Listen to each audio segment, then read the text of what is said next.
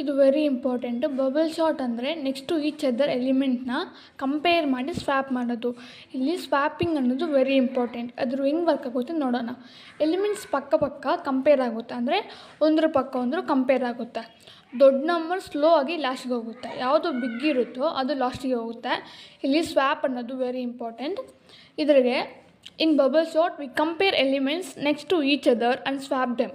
Example ನೋಡಿ, ಇಲ್ಲಿ ಅರೇ 5, 3, 4 step 1ಅಲ್ಲಿ ನಾವು ಕಂಪೇರ್ 5 and 3. ನಾವು 5 and 3ನ ಕಂಪೇರ್ ಮಾಡಿದ್ರೆ 5 ದೊಡ್ಡದು ಅಂದರೆ 5 ಬಿಗ್, ಅದನ್ನು ಸ್ವ್ಯಾಪ್ ಮಾಡ್ತೀವಿ.